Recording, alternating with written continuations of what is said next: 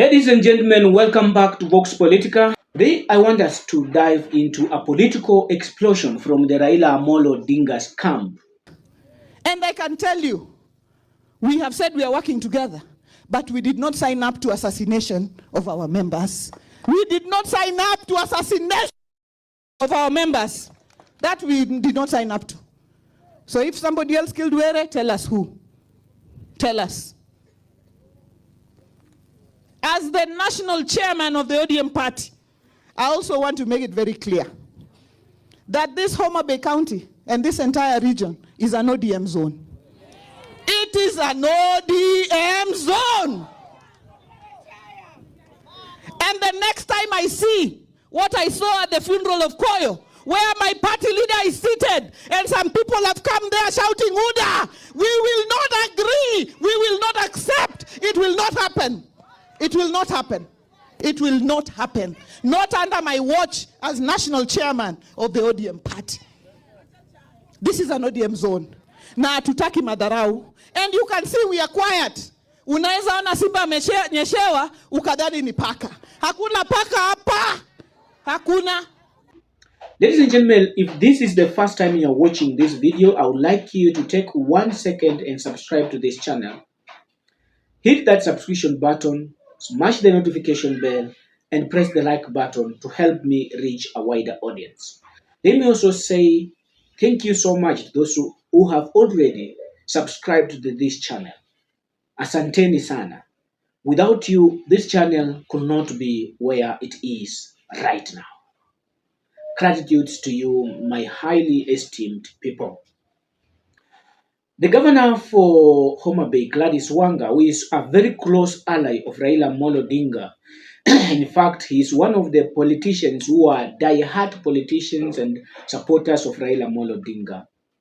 He came out clearly and accused the government of having a hand in this and demanded that the government come out clear on this matter of assassination.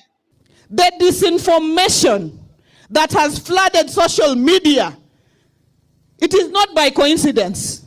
It is well orchestrated, it is well mobilized, it is well funded, it is well run, and the idea is to cover up the murder of Were.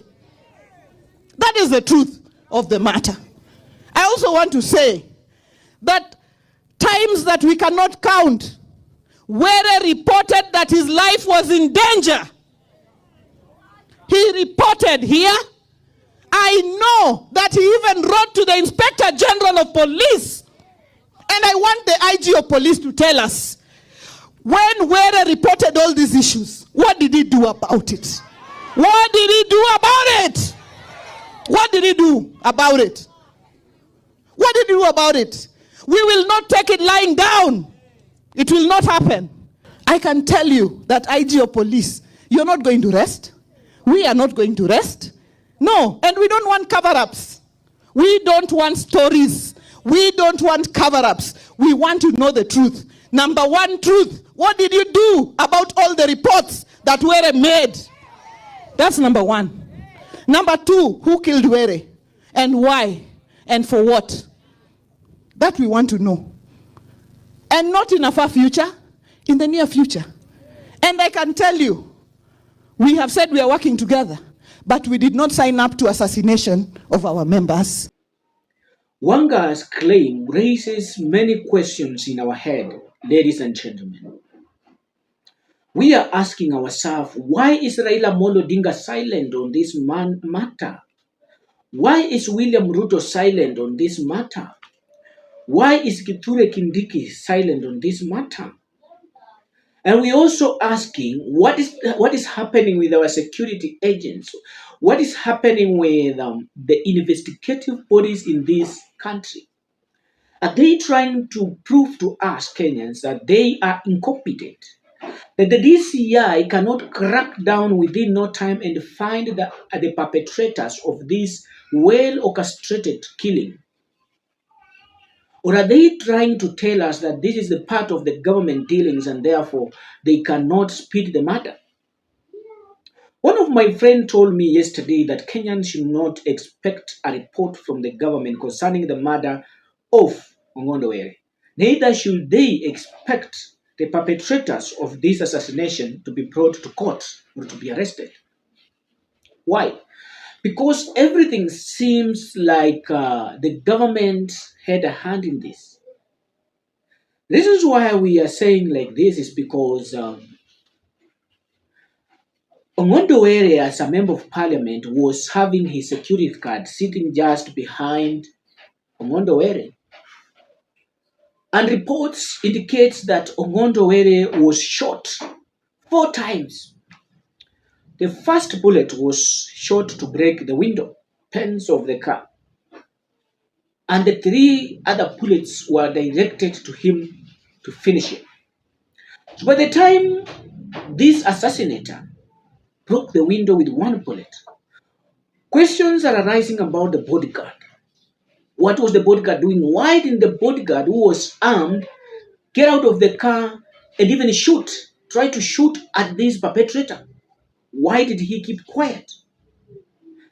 Why? And why did the orchestrator of this matter only kill the MP? Because you see, in some assassinations, you don't leave a witness behind. So questions are arising around the number one, this bodyguard, this security personnel. You know, every member of parliament is given a policeman, somebody from the government to guard him. This is a police who is armed. They are always working with these members of parliament wherever they go to give them security. Junet Mohamed also joined Wanga in demanding that the government must come out and tell us who assassinated this man. Watu wanasema ati mwanasiasa akikufa ndio tunapiga kelele. Sio mwanasiasa, binadamu yoyote akikufa tutapiga kelele. Na huyu sio binadamu ya kawaida. Huyu ni kiongozi ambaye amechaguliwa na watu. Na anauliwa tu kama kuku hapo kando ya barabara. We are not going to take this one lying down. We will not accept. Hatutakubali hii kabisa. I am telling them we want to know kwa nini Omondo Were aliuliwa. Tunajua Omondo Were aliuliwa kwa sababu ya siasa. Hiyo tunajua. Hiyo sio siri. That is not a secret. But we want to know who did it. Na kwa nini amefanya. Tumeelewana? Mheshimiwa Wanga, pole sana. I know how close Omondo Were was. The Treasury Cabinet, Treasury for the Treasury Cabinet, body also joined Wanga and Junet Mohamed in accusing the government. The president is very annoyed and he said he has given stern instructions that the culprits must be brought to book. We are sure that those who have done this must be brought to book. But I also want to talk to our people. There is violence that is taking root in Mohamed County, which we must condemn with all our... As Kenyans, we are asking, and my concern particularly is on the DCI.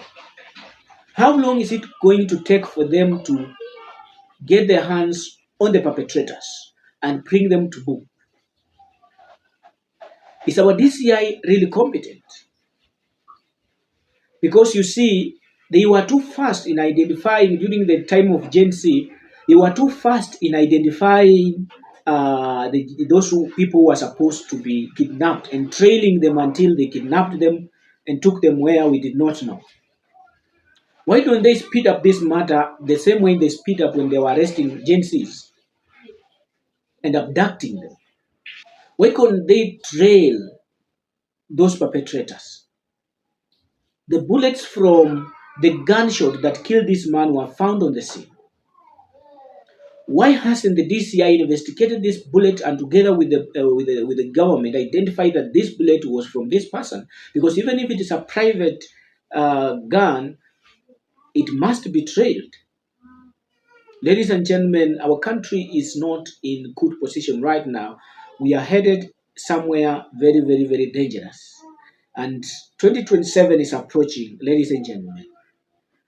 For this country to be liberated from the current situation, then each and every Kenyan must feel the pain and register as a voter ahead of 2027 polls.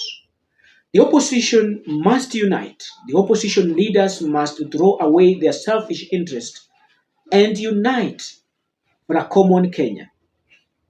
Ladies and gentlemen, time is about we all united, irrespective for our tribe, irrespective for our political affiliation, irrespective of our social status in this country, and liberate this nation from where it is right now, because we are headed into very, very deep fire.